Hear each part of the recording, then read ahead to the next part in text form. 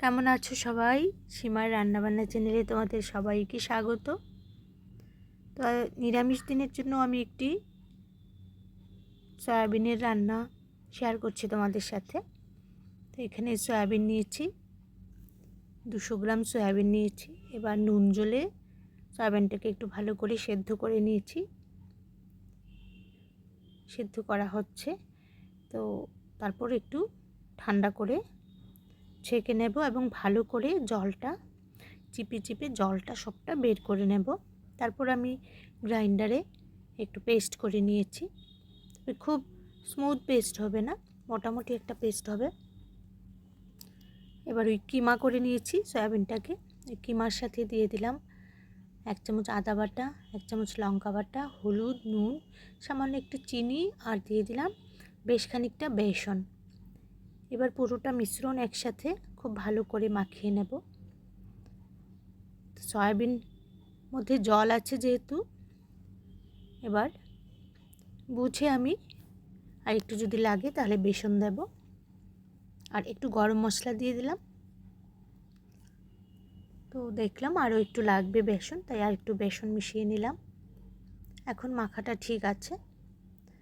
সামান্য একটু সাদা তেলও দিয়ে দিয়েছি মিশ্রণটাতে। এবার একটু হাতের সাহায্যে গোল করে নিচ্ছি।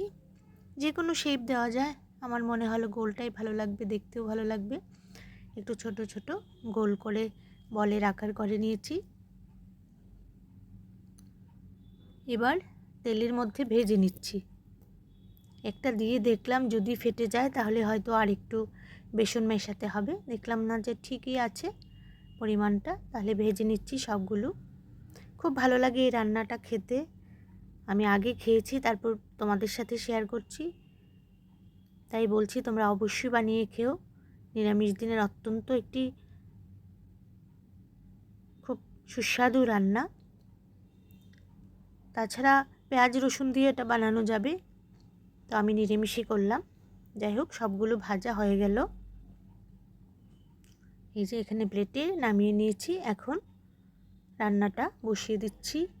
আলু ভেজে নেব, সাথে আলু দেব। আলুটা একটু সেদ্ধ করে নিয়েছি, 2 বড় সাইজের আলু দিয়েছি।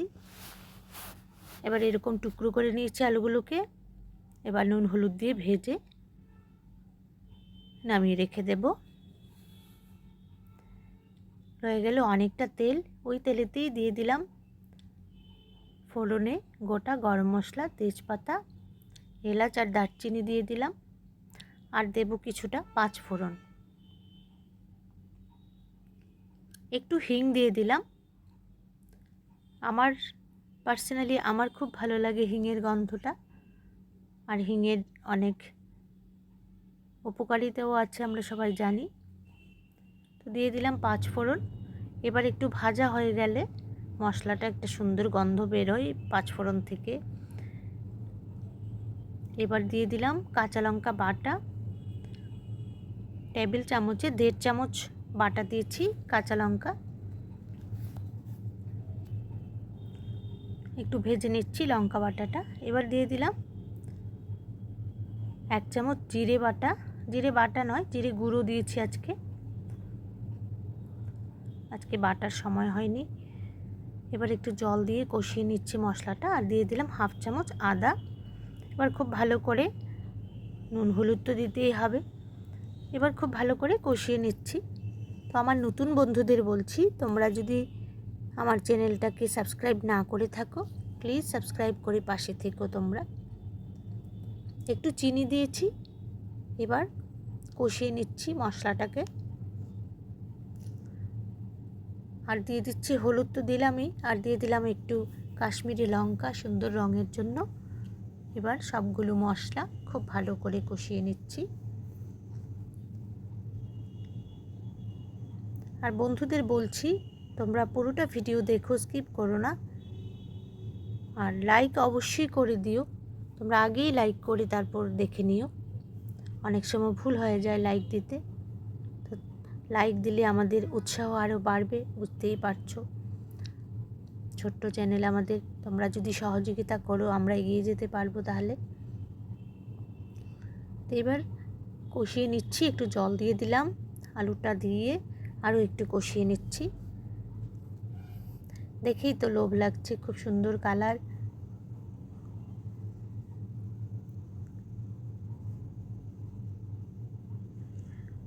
অনেকেই আমরা শনিবার বা যে কোনো সপ্তাহের একদিন আমরা নিরামিষ খাই। এই রান্নাটা অবশ্যই খাওয়া যেতে পারে, বা নিরামিষ রান্না নিয়ে আমাদের একটা চিন্তা থাকে কী খাবো। আমার মনে হলো লঙ্কা কম হবে, আরও একটু লঙ্কা দিয়ে দিলাম। সেই কাঁচা লঙ্কার ঝাল কীরকম সেটা বুঝেই লঙ্কাটা দিতে হবে। মশলা কষানো হয়ে গেছে আমার, মশলার থেকে তেল ছাড়ছে। এবার দিয়ে দিলাম জল, দিয়ে দিলাম ঝোলের জন্য।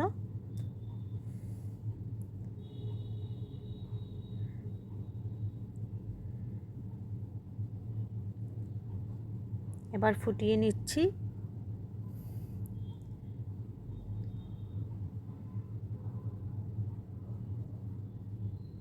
আলুর সাথে ফুটবে, আলুটা আগের থেকে সেদ্ধ ছিল। এবার দিয়ে দিলাম সয়াবিনের সেই বড়াগুলো, যে বলের আকার করে নিয়েছিলাম, বা মুইঠা বলতে পারি আমরা, সয়াবিনের কোফতা বলতে পারি।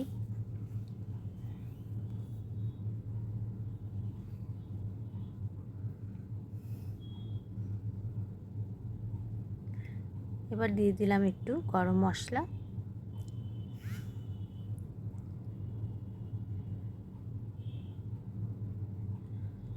খুব একটা বেশি ফোটাবো না, সেজন্য গ্যাসের আঁচ কমিয়ে রেখেছি তাপটা। হাফ চামচ ঘি দিয়ে দিলাম। রান্না আমার সম্পূর্ণ হয়ে গেছে। তো এবার গরম ঝোলটার মধ্যে এই বলগুলো, সয়াবিনের বলগুলো আস্তে আস্তে নরম হয়ে থাকবে। খুব বেশি দিলে ভেঙে যেতে পারে, প্রয়োজনে ফুটিয়ে নেওয়া যাবে। একটু ঝোল রাখতে হবে, ঝোলটা না হলে শুকিয়ে যাবে।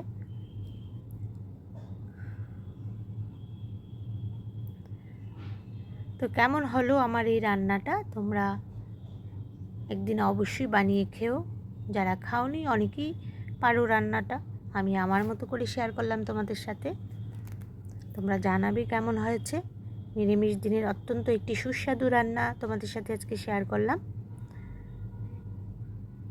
সয়াবিনের কোপ্তাকারি বলতে পারো।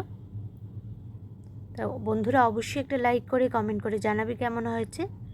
ভালো লাগলে শেয়ার করে দিও বন্ধুদের সাথে। দেখা হবে আগামী আরেকটি নতুন কোনো ভিডিওতে। তোমরা খুব ভালো থেকো, সুস্থ থেকো, আনন্দে থেকো।